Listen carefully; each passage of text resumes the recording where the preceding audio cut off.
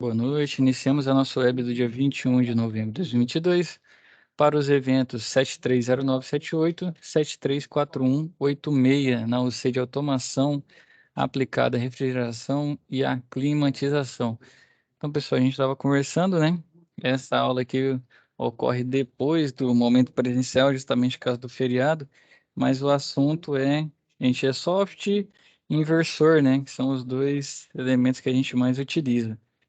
Então, aqui nesse primeiro momento aqui, vou falar mais sobre a montagem de sistemas, né? Como que eles são utilizados. E aí eu vou estar conversando com você sobre os exemplos que o nosso livro traz, né? Então, primeiro é o Pump Down System, né? Que é o sistema de refrigeração possui diversas aplicações, compartimentos de congelados, beiram de 8 a menos 18, né? E estocagem de produtos de -5 a -35 graus Celsius, né? Então, o princípio de funcionamento dos sistemas de refrigeração citados apenas diferem no que concerne ao tamanho e a quantidade dos elementos básicos de circuito de refrigeração, tais como as unidades compressoras, evaporadoras e assim vai. Então, para isso, né, para você controlar, vocês montaram um inversor. Não sei se já fizeram alguma aula com Fugauge um tempo atrás. Já fizeram? Ou ainda não?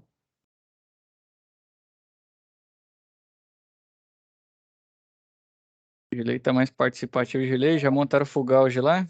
O Galo, você fala aquele controladorzinho? Isso, das câmaras frias, geladeira. Não tem lembrança de ter feito programação nele, não. Não sei se alguém fez, que eu não fiz. Não fez José, não, professor. não fez ainda não, né? Fez não, Nazé? Mas Não quem fez já, não.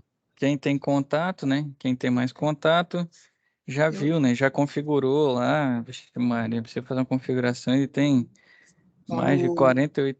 Fala, José. No Fugalginho eu dou até aula, se precisar. Dá até aula aí, ó. Eu trabalho com 100%. Fugal direto, esse controladorzinho para regular a cama fria, balcão expositor. E o bichão é top, né? Tá Não, doido. Garanto que tem mais didática do que eu de sábado, de cedo. Mas é isso mesmo, que vai ter gente que é mais, como fala, vai ser safo numa área, igual o Zé falou, e no Fugal já ele domina. Então é isso Exatamente. mesmo. Fugal já É, domina. aí é bom que a gente conversa aqui para ir trocando figurinha, né? E aí eu vou aprendendo com vocês, um aprendendo com o outro aqui, e nós vamos somando. Mas então aqui já vai trazer lembrar muito o Fugal, acho que é mais utilizado, né? Lógico que o Fugal já é a marca, mas acaba que eles têm um domínio justamente pelo custo-benefício, né? Eles têm um custo, não é barato, mas comparado aos outros, ele não é o mais caro, né? E ele funciona bem, né? Então acaba que o Fugauge domina nessa área de controladores, né? Na parte de refrigeração. Então lá quando você faz o esquema dele, né?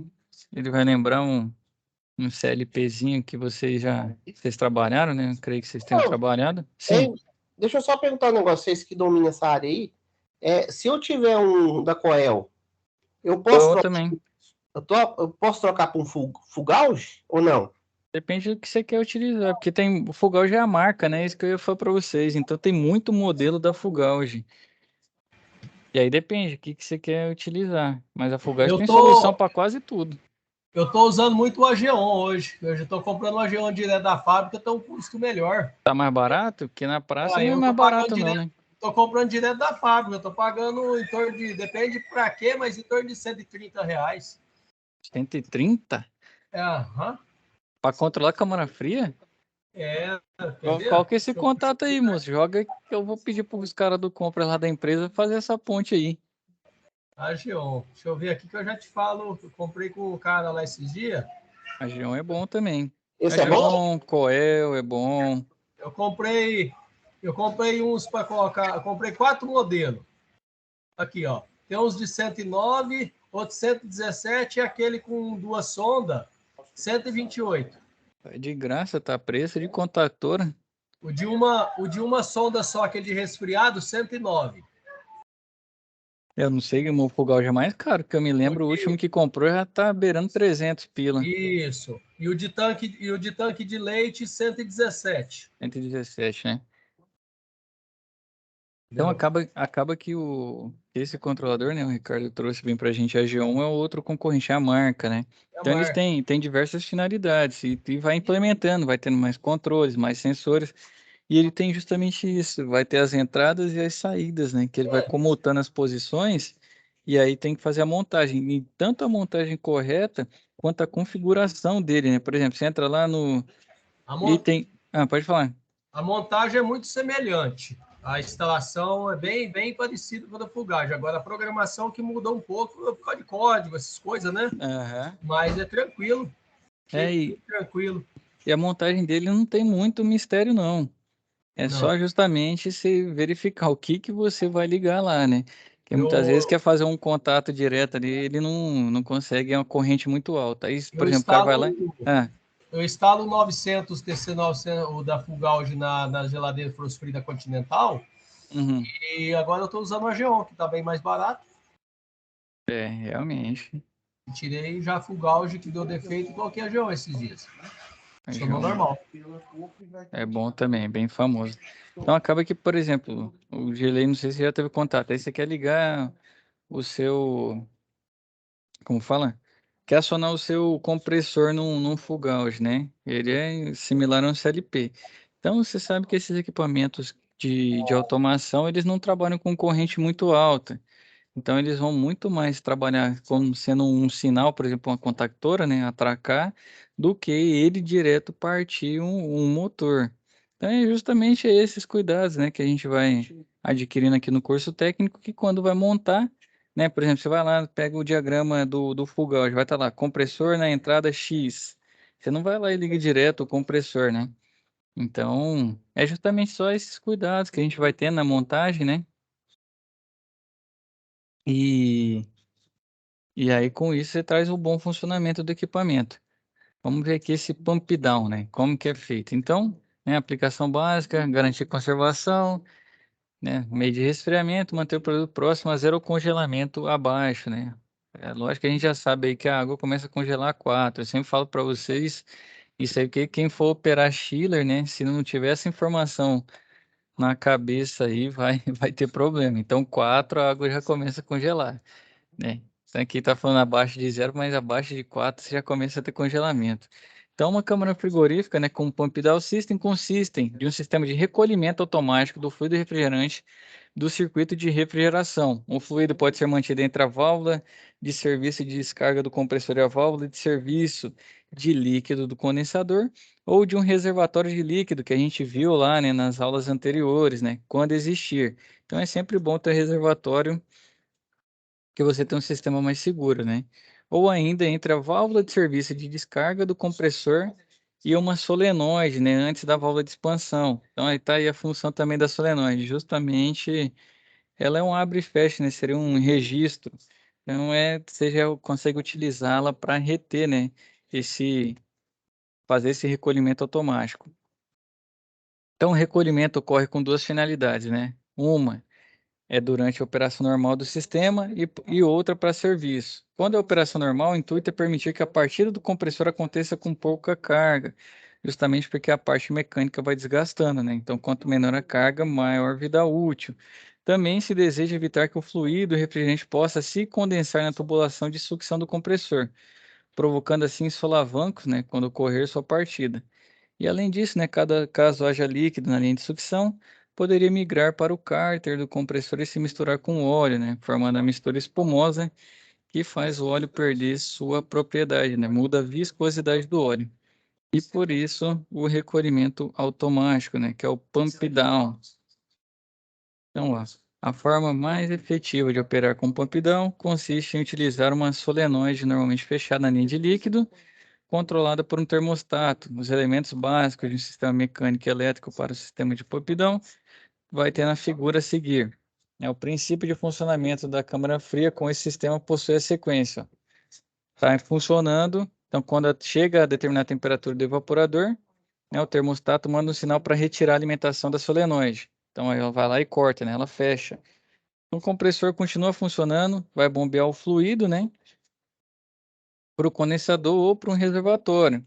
Quando determinada pressão de sucção for atingida, o pressostato, né, manda um sinal para retirar a alimentação do compressor, cortar ele. Chegou na pressão X, ele derruba. Então, caso a temperatura, né, Esse aqui é o preço está de baixa, né? Caso a temperatura do evaporador suba novamente, a solenoide será energizada e abre, escoando o fluido refrigerante no estado de gás pela sucção, aumentando a pressão. Então, no momento que a pressão da linha de sucção atinge a determinada pressão mínima, né? Que é aquele range que os pressostatos têm, o pressostato de baixa manda um sinal para alimentar o compressor, que volta a bombear o fluido refrigerante pelo circuito, né? E aqui está o nosso esquema, né? Está o evaporador, está a linha de alimentação ali, a solenoide, termostato, o nosso termostato de baixa, né? O nosso compressor aqui. É justamente isso, né? Quando ele faz recolhimento automático, ele vai lá, a solenoide fecha, começa o fluido não escoa por todo o circuito, né? Não faz o ciclo inteiro.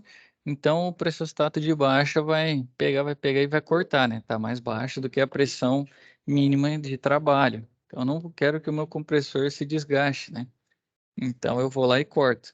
E aí chegou na temperatura para funcionar, a solenoide abre, equaliza a pressão, né? Sobe essa pressão, chega no range que o pressostato deixa trabalhar, abre e continua o ciclo. Então, dessa forma, você garante, né? Igual ele disse, o recolhimento automático para não partir com carga elevada, o nosso compressor, né? Então, aqui o complementando, né? Serviço como substituição de óleo ou de filtro, né? Então, a gente faz de forma diferente, ó. Nesse caso, com o compressor desligado, é fechada manualmente a válvula de serviço de líquido, condensador ou do reservatório. Instala-se um manômetro, né, próximo à válvula de sucção e fecha, né, os contatos do pressostato, pois a pressão de sucção durante o recolhimento é menor que a pressão de desarme, porque senão ele já ia cortar, né? Então, assim, o compressor é acionado e quando a pressão de sucção for próxima à do vácuo, né, quando começar a passar do zero no nosso manifold, né, retira o jump, aí o pressostato volta a funcionar e ele vai lá e corta o compressor. Depois de algum tempo, né, deve-se repetir o processo, pois uma grande quantidade de fluido refrigerante se mistura ao óleo. Ao fim da operação, fecha-se a válvula de serviço de descarga do compressor. A partir de então, pode-se realizar o serviço, né? Então, ele mantém a carga ali, nesse pedaço entre o reservatório e o nosso compressor. Então, para voltar à operação normal, deve-se realizar o vácuo, né, nas partes do circuito que não foram pressurizadas, além de abrir as válvulas de serviço de líquido do condensador, né? E a válvula de serviço de descarga do compressor. Por que abrir antes? Para o fluido circular e dar uma equalizada na pressão. Que se partir com a carga plena, né? Desgasta mais. Então isso aqui vai acontecer quando? Quando a gente faz manualmente, né? Quero fazer uma troca aqui de uma peça, quero verificar uma parte do meu sistema, né? Então isso não acontece toda hora, por isso que a gente faz esse tipo de carga. Ela acaba desgastando mais do que a outra que recolhe automaticamente, né? Deixando o compressor mais livre. Mas é lógico que essa aqui ocorre muito menos, né? Menor número de vezes. Outro sistema aplicado aqui é o fabricador de gelo, né? Em escamas. Então, ali, esse gelo em escamas, né? Para peixe, salada, ele é melhor para trabalhar, que você consegue afundar, né? O seu elemento. Então, ó, largamente usado na indústria pesqueira, farmacêutica e química. Então, ele vai sendo escamado, né? A gente tem o gelo de várias formas aí. Hoje em dia é vendido em barra, em cubo, né? Nas distribuidoras e na indústria mais em escama, porque é mais fácil moldá-lo, né? Encaixar, ele tem maior área de contato, né? Com o item que você quer manter resfriado. E ele propicia, né, uma melhor troca, então você consegue manter resfriado por mais tempo. Então a máquina de fabricação de gelo em escamas consiste em equipamento de cilindros. Creio que a gente falou sobre isso, né, em aulas anteriores, se eu estou bem lembrado, né?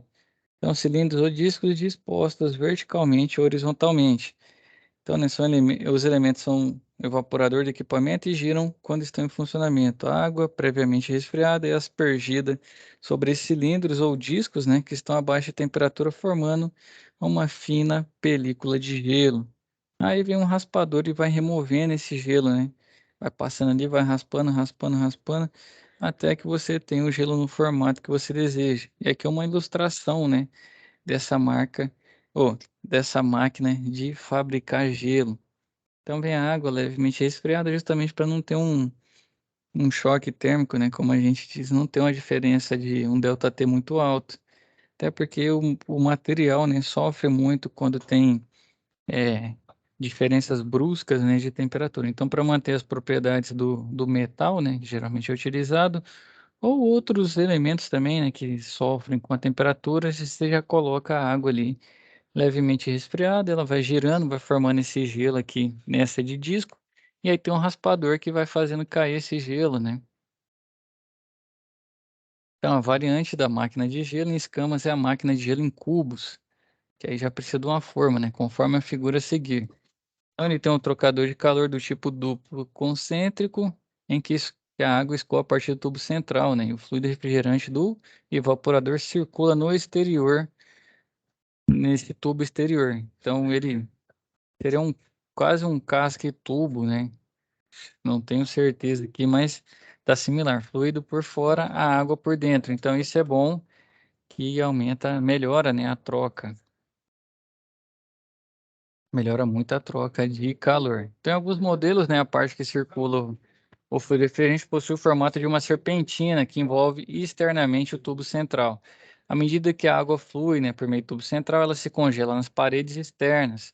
A bomba que injeta a água aumenta a pressão e expulsa o gelo formado, que ao sair da tubulação pode ser picotado em cubos por uma lâmina, né, ou então em pedaços menores que se assemelham ao gelo em escamas, porém com uma espessura maior. Então pode vir, né, seria uma espécie de lâmina, não seria um laminador, mas é uma lâmina que vem cortando ele, né? Já viu o pessoal também trabalhar com moldes, né? Consegue trabalhar com moldes para fazer em barra, né? Em cubo fica mais difícil, mas eu creio que deva ter molde também. Não sou muito afinco desse tipo de máquina, né? Então não trabalhei com ela, mas eu creio que tem a molde também. Então sai o gelo em formato cilíndrico, recipiente de recolhimento de água, né? E o comprimento de gelo em formato cilíndrico. Então vai fazendo esse ciclo aí justamente para fabricar o gelo, né? Em cubo ou em escamas. Então aqui a tabela representa as características técnicas típicas de uma máquina de gelo para o tipo de gelo em escama. Então, para máquinas de grande capacidade, em áreas tropicais, com temperatura acima de 21 graus, né, que seria o nosso caso, a água precisa estar pré-resfriada aproximadamente 4 graus, no intuito de evitar significativo consumo de energia e diminuição da produção. Então, a água vem em 4 também para manter ela no estado líquido, né, facilitar a bomba. E a bomba não conseguiria ficar empurrando sólido, né, que já seria o gelo. Então, ó, se for de 1.000 quilos por dia, capacidade de refrigeração da máquina, né, 4.760 kcal/hora, para um fluido de R22, tem uma vazão de água de aproximadamente, né, 42 litros hora. Isso para a temperatura da água em 16 graus, espessura do gelo em 1,5 milímetros. E assim vai, né? Quanto de vazão? Se você não aumenta nem 10 vezes, né? De 1.000 para 9.000, a vazão de água já aumentou praticamente em 10 vezes, né? Litros por hora. Outro sistema muito aplicado, esse aqui a gente já conversou na última aula e traz, né, a confirmação que é para acionamento de compressores, né, de modo sequencial.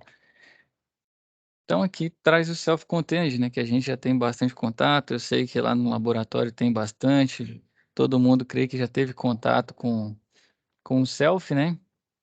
Então o acionamento por quê? Imagina o seguinte, se você tem um self, geralmente são dois, né? Alguns casos, 3 compressores. Se você parte todos ao mesmo tempo, muitas vezes você não tem só um self, você tem 2, 3, 4. Numa edificação, se parte todo ao mesmo tempo, se derruba um disjuntor, né? Tem uma corrente de pico muito elevada. Então, a automação também controla isso, né? Tipicamente, os equipamentos self, né, possuem 1, 2 ou 3 compressores herméticos com circuitos de refrigeração independentes. Cada circuito é composto por condensador, filtro secador, visor de líquido, válvula de expansão, distribuidor, evaporador, todos esses itens, né, que estão descritos aí. E dessa forma, né, atendem capacidades nominais que variam de 5 a 60 TRs, né? Sendo que um TR é igual a 12.000, a gente já está careca, né? Então, pode ser dois tipos. Insuflamento de ar direto, né? Que o equipamento fica dentro do próprio ambiente, é ser climatizado e possui mobilidade para ser disposto em qualquer posição. Que é o seguinte, o insuflamento dele já joga dentro do ambiente. E o outro é por duto, né? Então, aí já deu para diferenciar.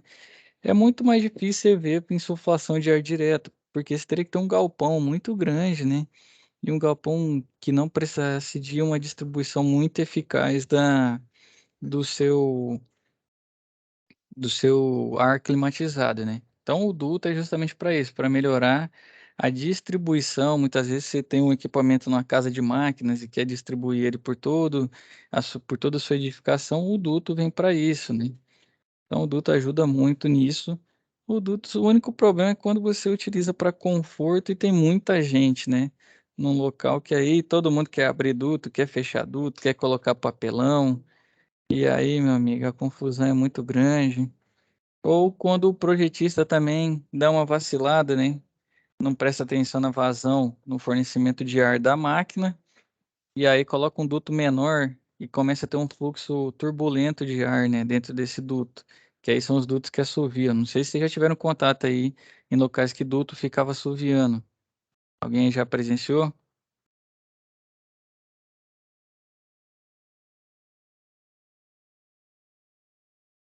Girley, Ricardo, Cláudio, José, o Diego, o Flávio.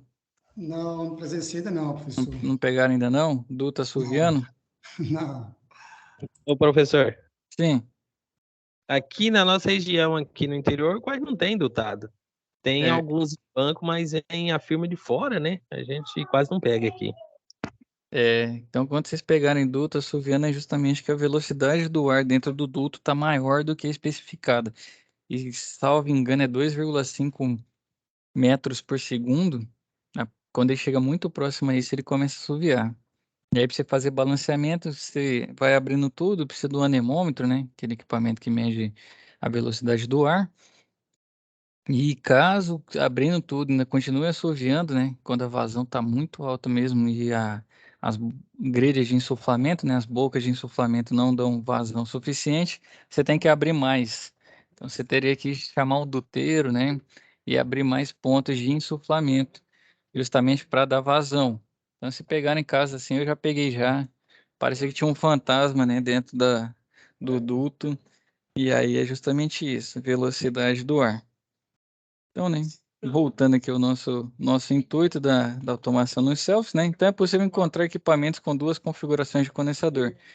Na primeira, o condensador se encontra na própria unidade, sendo acoplado, né, a ele um ventilador centrífugo para movimentar o ar entre as aletas do condensador, liberar o calor do fluido refrigerante para um determinado ambiente. Esse primeiro é o famoso rabo quente, né? É quando o condensador está junto, né, no selfie. Isso aí é muito difícil hoje em dia ter. Talvez encontre, mas já é mais difícil, né? Quando você precisa. Porque ele demanda É mais complexo você trabalhar com ele. Você precisa da parte de edificação também, né? Tá bem construído ali para não dar vazão do ar externo entrar e ele precisa jogar esse ar para fora, né? Então esse rabo quente ele é mais chato também de trabalhar. E a segunda, né, o condensador realiza a troca térmica de forma indireta.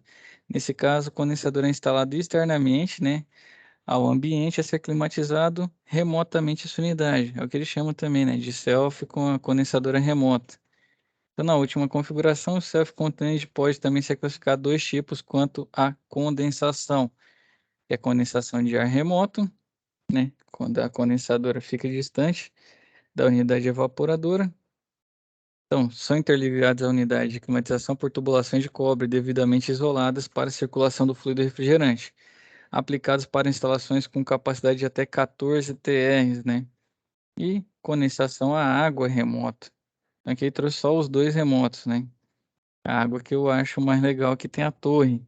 Então acaba que você precisa de mais espaço, tem um custo maior. Só que a água, eu creio que seja mais eficiente para fazer essa troca, né? Então, equipamentos maiores, onde você tem espaço, você tem água abundante, geralmente na indústria, você encontra, né, esse tipo de equipamento, né? Então, ele vai ter uma torre de resfriamento, aquelas torre Bach, torre Vector, né, torre Alpina. Então, torre de resfriamento de água para liberar o calor retirado do fluido refrigerante para o ambiente externo. A água aquecida que sai do condensador da unidade de climatização é bombeada até a torre, sendo resfriada pelo ar, né? Então, o ar atmosférico entra pelas laterais e sai por cima, né? Como se fosse exaurido por cima pelo ventilador. Então, são aplicadas instalações que requerem capacidade de refrigeração maior que 14 TR. Apesar que condensação a ar remoto como fala, tem self com capacidade maior que 14, né? Tem self de 25, né, com condensação a ar remoto. Então, aqui voltando, nesse caso, na instalação da torre de arrefecimento, bombas e tubulação hidráulica oneram a instalação em aproximadamente 30% comparado com o sistema de condensação a ar. Então, fica mais caro, só que eu vejo como mais efetivo, né? Pelo menos eu tive contato com os dois, e a indústria usa bastante pela questão de ter a água lá, né? Ter a torre de resfriamento também. Na cidade é mais difícil. Imagina você construir uma torre dessa, igual o Ricardo que falou, né? Na agência que tem um self. Imagina cada agência bancária com uma torre, né? Então ficaria difícil e muito inviável, até pelo custo e por toda a questão de projeto. Tem algumas versões. Ah, sim. Professor, Sim, José. com a torre de resfriamento, a máquina tem mais eficiência do que condensação a ar. É isso? Isso. Tem. Até por isso, por exemplo, que você vê o chiller, né, que ele usa água. E a água, o bom dela é que você consegue transportar, ela não perde muito a propriedade, né? Uhum. Na verdade. Então imagina o seguinte, se você tem uma condensação a ar remoto, você tem que transportar o fluido, né? Seu fluido que vai ter que deslocar por todo aquele espaço, aquela distância entre a condensadora e a evaporadora. Se for na condensação a água, quem faz esse trajeto é só a água, não é o fluido. Uhum, exato. E Certo. outra coisa boa que eu acho é, além da eficiência, a durabilidade. Eu não sei, né? Eu acompanhei do começo ao fim durabilidade de. Não, do começo ao fim não, que essas máquinas duram mais de 10, né? E eu não tenho 10 anos na área ainda. Mas já peguei do meio para o fim, parece que as condensadoras a ar duram menos do que a água. E outro detalhe também, porque quando é a ar, vem sujeira, aí obstrui ali, a pressão aumenta, a Exato, máquina de rendimento. Sem falar que vem aquelas épocas de calor, né? De calorzão, depende da situação, a máquina rebenta compressor, é uma luta, rapaz, com certeza. exatamente. Exato. E aí a água acaba que minimiza um pouco. É lógico que lá na torre, né? Ele vai Aham, ter que trocar com o ar ambiente também. Então a água troca com o ar. O ar pega o calor da água e sobe, né? O ventilador sopra para cima. Só que as perdas são menores, né? Ele consegue rotacionar mais. Ele vai dando um jeito, bicho. A torre dá um. Vamos falar, é mais um. Caraca, seria mais um ponto de controle, né? Mais um ponto de controle para a gente diminuir essa questão dos dias mais quentes. porque ele pode ser um pouco mais cara, né? Mas tem muita vantagem. A torre, sabe o que que é ruim, Zenilton? Eu já tive fazendo manutenção, que é as mais antigas, dependendo do tipo de metal, hoje em dia estão fazendo com já polímeros, né? E tudo mais que resistem mais à questão da corrosão. Mas as antigas Hum, você encontra muito com chapa metálica. E aí você tem que ficar fazendo tratamento, entendeu? Tratamento do metal, repintura, para não degradar a parede. entendi. Mas é mais isso. Hoje em dia está feito sendo de materiais, alguns polímeros, né? E aí melhora essa questão da manutenção e até da durabilidade. Com Mas certeza. vocês ficaram olhando para os prédios aí, muitas vezes não vai ser de selfie, né? Vai ser mais comum ser de chiller, mas vocês encontram aí umas torres azulzinhas, né? Torre verdinha. Vocês vão olhando em cima aí, shopping center tem bastante. Geralmente são esses sistemas aí para torre de resfriamento, para troca de calor com esse sistema que usa água. Com certeza. Deixa eu perguntar um negócio aqui, está dentro do Sim, mesmo assunto, mas fugindo um pouquinho. Tipo sim, assim, uma câmera. Vou falar câmera porque eu mexo muito com câmera fria, então fica mais fácil da gente dialogar. sim. Uma cama fria, túnel de resfriamento também. Alguns usam muito, em vez de fazer degelo por resistência, degelo por gás quente. E eu tenho uma dúvida do seguinte: quando o compressor funciona, quando a câmara ou um túnel ela dá um degelo com gás quente, eu acho que a vida do compressor, a vida útil do compressor reduz, não?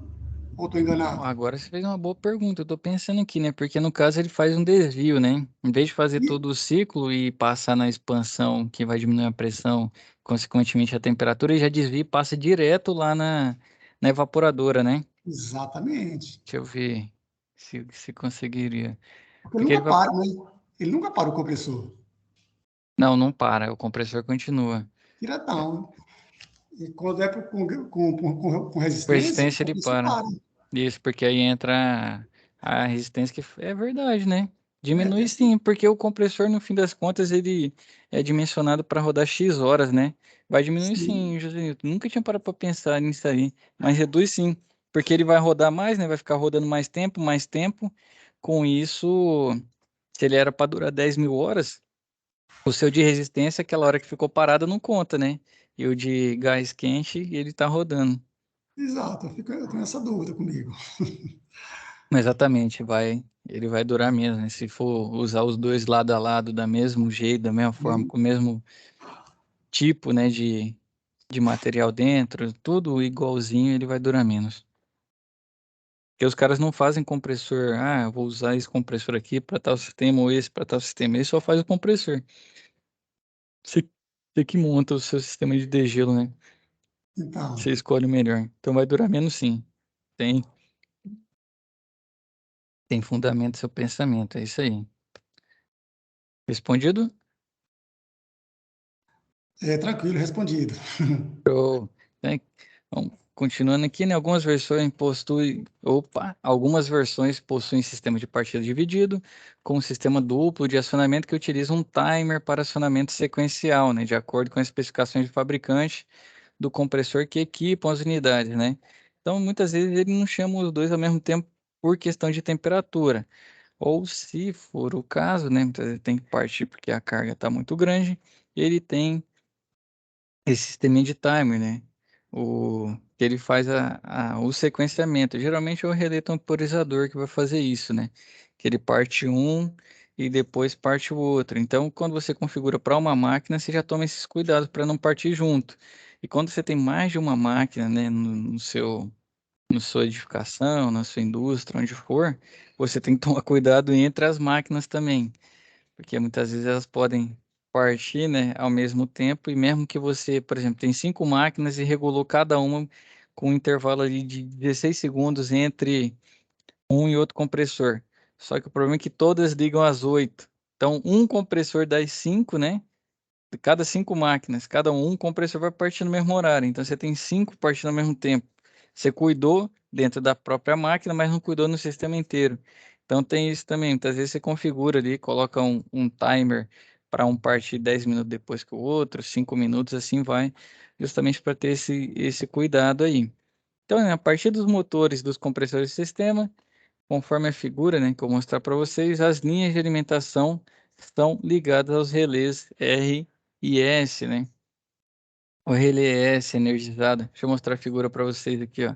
Relé R e S para cada uma das fases aqui. Então, o relé S energizado primeiramente, alimentando apenas uma parte do enrolamento do motor que começa a girar e desenvolve pouco torque. Em determinado tempo, né, controlado por um timer ou um relé temporizador, o relé R é acionado. A ação coloca os dois enrolamentos em paralelo, permitindo, cadê?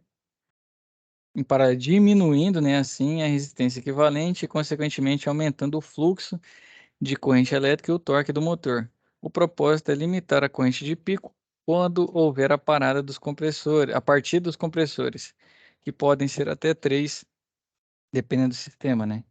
É comum você ter uma condensadora com 2 e outra condensadora com 1. Pelo menos é a forma que eu vi nos últimos tempos, né? E justamente isso. Ele faz esse sistema aqui para que você não coloque todas as fases ao mesmo tempo. Então ele dá como se fosse uma pré-carga, né? Uma pré-corrente ali, ele parte, né? Só que com a tensão menor. E aí com isso ele tem uma menor corrente, menor torque, e depois quando ele coloca o segundo aí, ele vai mandar bala, né? Vai pro torque nominal, corrente nominal e assim vai. Então, depois de vista essas montagens do nosso livro, né? Vamos falar aqui sobre inversor, né? São dispositivos elétricos e eletrônicos, né, cuja função é proporcionar um controle mais avançado nos motores, né? É uma das partidas mais utilizadas na indústria e apresenta inúmeros benefícios, tanto ao motor como para a aplicação.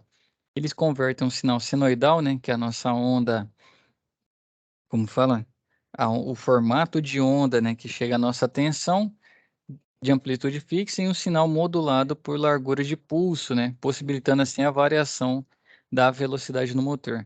Então, basicamente é o seguinte, o nosso motor quando é alimentado, vamos dizer, por 380, né? Ele já vai a partida direto, convencional. Então ele vai lá e sai do 0 para o 100% muito rápido. E aqui o inversor, assim como vocês fizeram na aula, vocês conseguem modular a partida dele, né? Ele em contato ali com a sua programação, temperatura X, né? Quero que o compressor rode por 30 segundos, 30 não, colocar 2 minutos na rotação de 60%, se não houver efeito, depois de 2 minutos ele vai para 80%, se não resolver, né? A temperatura não ficar dentro do que a gente quer, meu compressor vai rodar 100%, chegou, ele baixa para 80%, se não manter ele volta para 100%, se manter ele baixa para 60%, então é toda essa configuração aí que você consegue montar, né, no seu inversor, e é justamente isso. Então ele converte, né, a nossa tensão que é em formato de onda senoidal para um sistema, né, de pulso, né, modulado por largura de pulso. É justamente isso o advento, né? Então ele consegue fazer a rotação ali variar de, salvo engano, hoje em dia de 30 a 100%. Gilei, você ia perguntar? Perguntar. Sim, Ar-condicionado inverter. Ele tem um desse bichinho aí lá dentro, não tem? Ou não? inverter aqui é a placa dele. Ele tem sim. Ele é feito por esse sistema aqui, ó. A gente já chega, passa a ponte, passa o filtro, a ponte retificadora, o filtro e depois a ponte inversora, né? Que faz o controle do pulso lá, da largura do pulso, né? Certo. Modulada. Tá aqui Aí, dentro. tá, aí deixa eu te perguntar. Então, se dentro do ar, dentro lá da evaporador, condensadora. Uhum, Dentro da condensadora tem um bichinho desse aí, certo? uhum, Ele já vem programado de fábrica. sim. Beleza. Ele não perde essa programação, não? Se ele perder essa programação, Ele tem um ah, circuitozinho integrado aqui que ele tem uma memória, né? Que não sei se a gente trabalhou junto, trabalhei com vocês, aquele tipo de memória EEPROM e assim vai. Então ele tem uma memória que fica. Se perder. Cara, se perder, tá lascado, hein? então, aí se perder, e aí? E na verdade é mais fácil o componente estragar, né? E aí você compra outro. Aí você leva no nosso amigo lá que conserta a placa para ele trocar. Se ele encontrar uma similar, ela já vem todas com a mesma configuração. É muito difícil encontrar, cara. É muito difícil também acontecer. Mas danifica a peça, né? Porque o tipo de memória que ela tem, mantém, entendeu? Não sei se você tá tentando associar com timer. É mais ou menos isso? Porque timer, Não, geralmente, o fila da não. mãe perde memória quando tá com a bateria ruim. Isso, time perde memória. A minha pergunta era a seguinte, tipo assim, eu tenho um ar-condicionado inverter, aí, vamos supor, ele dá um pau lá, né? Uhum. Aí, se ele perder essa configuração, onde que eu vou achar outra configuração dessa? Ou é a placa que estraga? É a placa que estraga. Aí você compra. Ele também, não sei se o meu mouse não aparece para vocês, mas ele tá mais ou menos o seguinte aqui, ó. Tem a chave seccionadora CC. Ah, não, tá aqui, na verdade, tem um balãozinho aqui, ó. Eu falo pra você olhar, tá aqui, ó, placa de controle. E ela tem a memória EEPROM, né? Então é uma memória que fica por muito tempo. Ele mantém. Então toda vez que a energia vai rodar e aí quando danifica essa peça, você compra outra pecinha dessa. que é onde faz esse controle de toda a sua placa, né? A programação. Ah, tá. E aí você tem que trocar essa peça. Sempre quando ela estraga, assim, se ela não estragar, não perde memória, entendeu? Entendeu? Agora o timer, aí o bicho, se ele vir blindado, né? A bateria dele fica fraca. Aí, meu amigo, se ele perde a memória, infelizmente. Aí, já passamos aqui, então aqui tem o nosso esqueminha de eletrônica, né? Então ele converte um sinal de tensão elétrica senoidal em um sinal de onda quadrada. Sim, Diego? Perguntar, essa variação que o senhor falou aí que ele faz, que o inversor faz, para Uhum, 100%, 70%, que é transformado em hertz, sim. essa manobra aí quem faz é o CLP que faz ele enxergar isso aí para aumentar e diminuir, né? Quando a gente tem um série P junto, sim. E quando não tem, o que que faz ele modular essa rotação que ele Na precisa verdade, aumentar ou diminuir? é a placa de controle também. Aí vai estar associado à temperatura, entendeu? Como se Certo, fosse, lembra um programa de computador seguinte, sua temperatura X é a que você vai escolher lá no seu controle, né? certo, Aí ele usa esse valor, por exemplo. Ah, quero que chegue na temperatura X. E ele tá pegando lá o retorno dele a 30, sua X é 25. Então ele começa a vir. E tudo isso fica programado nessa placa de controle, né? certo. Aí, por exemplo, 80% não baixou ainda, aí vai 100. Aí ele roda 100 até chegar no 25. Tá no 25, ele fala, vou colocar 80, vamos ver se vai manter. Colocou 80%, manteve. Por 2 minutos. Aí fala, depois de 2 minutos vou conferir de novo. Tá mantendo, vou para 60. Aí roda por 2 minutos e vai conferindo. Se a temperatura subir, ele volta a 80, volta a 100, entendeu? Ele fica fazendo esse Assim, tipo de... esse tipo de comparação, esse Isso, é. Ele tá, e retorna assim, o... nós vamos ter alguma aula que a gente vai ter isso aí agregado no inversor para a gente ver como que funciona, como que configura, como que instala. Deixa eu pensar aqui. Eu ainda não rodei essa matéria para eu ter o feedback dos alunos lá da... Como fala? Do momento presencial.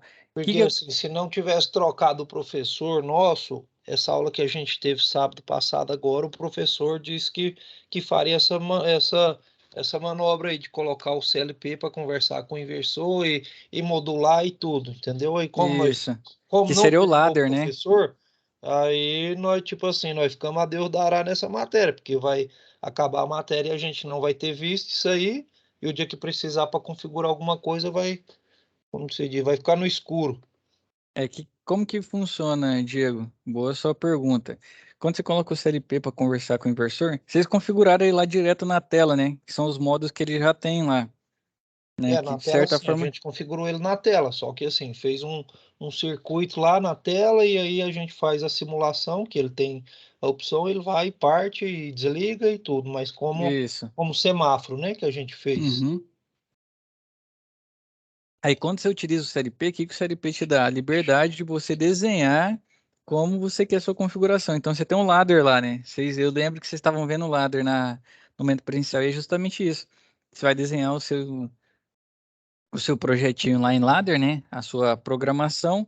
E aí o ladder do CLP você conecta nas entradas do inversor e saídas, né? De acordo com a arquitetura que você quer fazer. E aí o CLP comanda o inversor. Não vai ser aqueles botõezinhos que vocês apertaram na IHM, entendeu?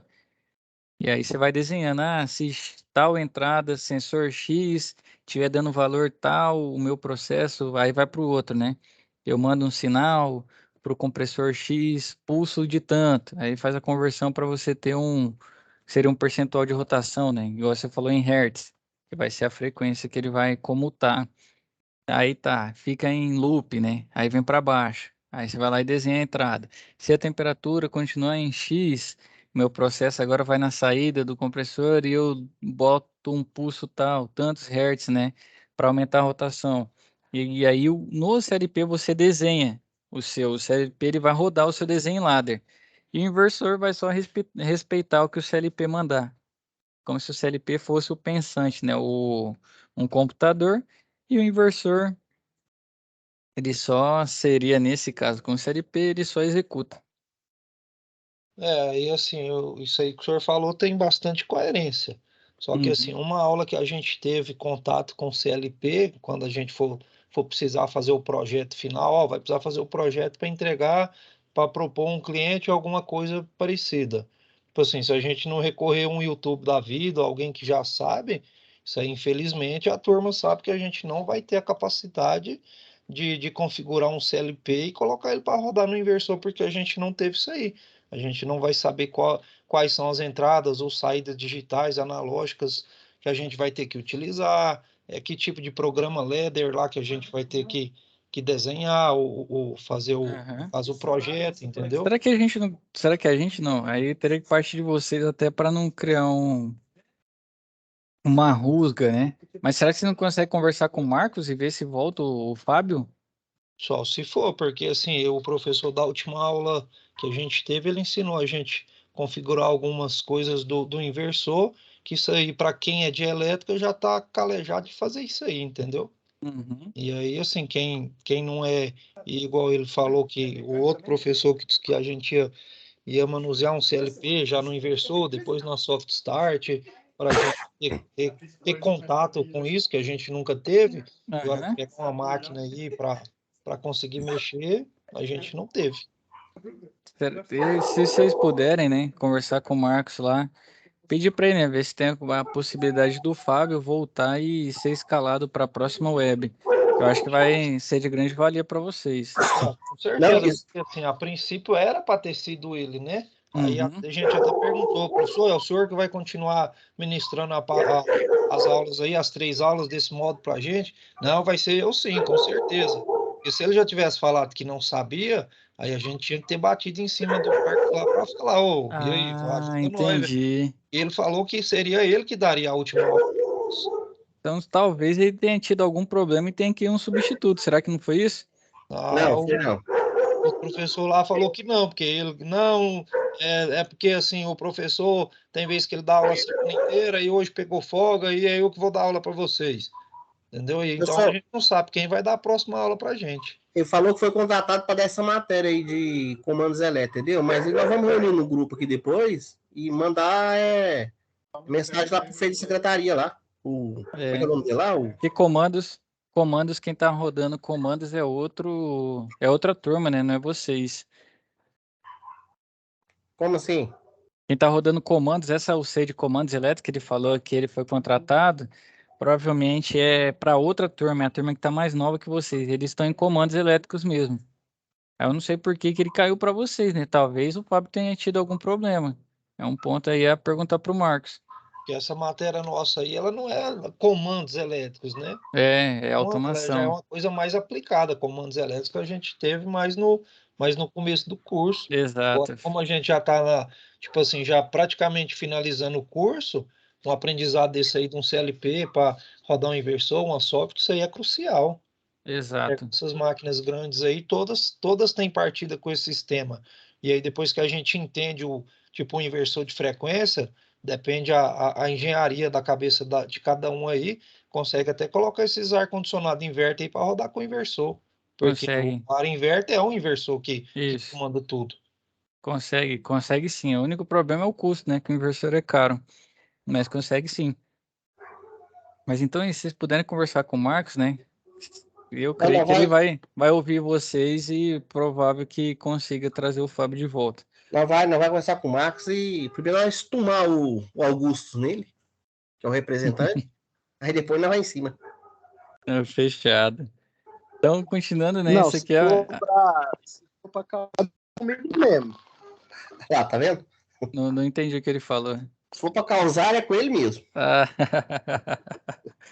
aí eu vai com carinho lá que o Marcos vai escutar vocês. Não, mas essa disciplina aí, professor, ela já começou meio atrapalhada. Para quem que era para dar aula, era o coordenador. Na quinta-feira, se eu não estou errado, da primeira aula, tá? No sábado, aquele sábado que o senhor foi lá na sala, Uhum. era para ter sido parece que o coordenador. Chegando lá, eu perguntei na quinta-feira, né, antes, quem vai ser o professor? Aí até o Marcos lá me respondeu, falou que era ele. Aí chegou na aula, não era ele, era outro professor. Na chamada tava até o nome dele, ele falou, não, rabisca meu nome aí e põe o seu embaixo. Chegou na segunda aula, outro professor. Já, tipo assim, já mudou de professor de novo. Então, o que isso me disse? Na próxima aula, se você brincar, vai ser outro professor, porque não tem professor certo para dar uma disciplina. Tá pior que universidade pública. Se vocês conversarem com o Marcos lá, tem chance de ser resolvida, né? Não, agora não adianta muita mais coisa não, porque é a última aula e já vai partir para projeto já e acabou o curso. Ainda tem uma chance, né? Creio que se vocês conversarem, resolve. Eu creio que ele vai ter disposição para fazer isso. Pelo pouco Beleza. que eu conversei com ele. Beleza, pessoal? Então, voltando aqui, né, que a turma, o pessoal já tá me chamando aqui na outra turma, mas para a gente finalizar, o inversor de frequência, né, tem essa parte da eletrônica que acontece. Primeiro a ponte retificadora, né, que retifica o sinal, né, na onda de entrada, depois passa pelo filtro, né, que só visa aquele ripple. Ripple é como se fosse uma subidinha da onda para continuar, né, no nível. Então é como se fosse uns picotados, né, por isso esse ripple aí para deixar a onda mais linear, e depois a inversora, né, que produz, né, de onda trifásica com tensão e frequência controlada, que aí vai aqui o desenho do balãozinho ali do lado, ó. Vou abrir maior para vocês, né, mostrando o sinal em formato de certa forma é digital, né, seria de 0 a 1, 0 a 1, ou ondas quadradas, né, que eles chamam os sinais. Então, com isso, os pulsos, né, de frequência que vai ser enviado para comandar o compressor. Então, primeiro a ponte retificadora, né, que quando se alimenta o seu inversor, recebemos um sinal senoidal no 60 Hz, podendo ser alimentação trifásica ou monofásica. A ponte retificadora é composta pela associação de diodos que possui a função de retificar o semiciclo negativo, né, deixando passar somente o positivo. Temos os filtros CC, né, composto pela associação de indutores e capacitores a fim de transformar esse sinal em o mais próximo de corrente contínua, né? Corrente direta, lá, direct current, ou sinal contínuo, elevando assim a tensão de pico. E aqui nós temos a nossa placa, né? Então tem capacitor de entrada, placas de filtro, né? Sensor de corrente e tensão. Tem a placa de controle, que é onde tem a memória, né? Que aí vai fazer todo o controle desses sensores, todas as entradas. Tem o terminal de saída de corrente alternada, terminais de entrada de corrente contínua, chave, seccionadora, placa de potência e os terminais do barramento de corrente contínua. Então, quais são as vantagens, né?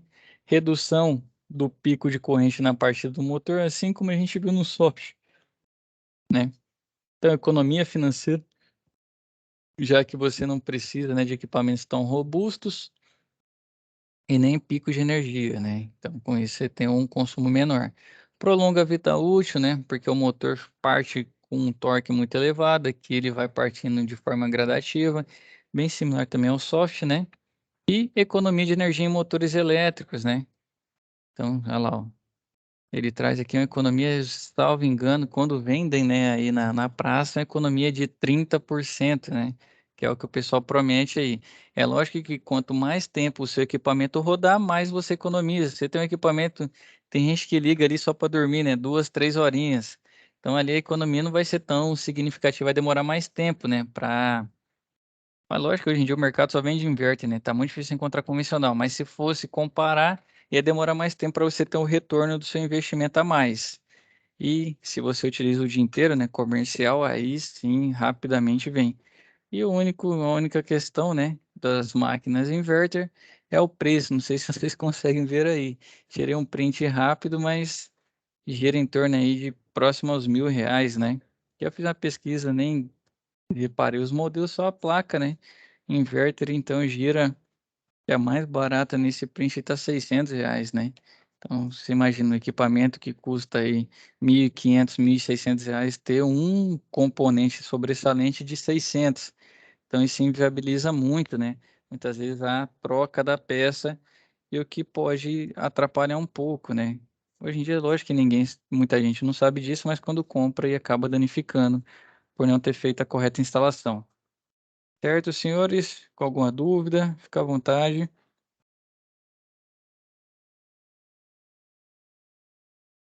Tranquilo, professor? Fechado, então? Fechado. Então é isso, converse com o Marcos lá, eu creio que vai dar certo, né? Ele mostrou ser muito disposto aí a tratar todos os pontos que vocês têm para apontar, né? Pelo menos comigo ele tem sempre essa disposição. E agradecer a presença dos senhores aí, fiquem com Deus, bons estudos e até a nossa próxima web. Falou, obrigadão. Tchau, obrigado. Falou, professor. Até segunda. Até segunda. Até mais. Tchau, obrigado. Todo mundo. Tchau.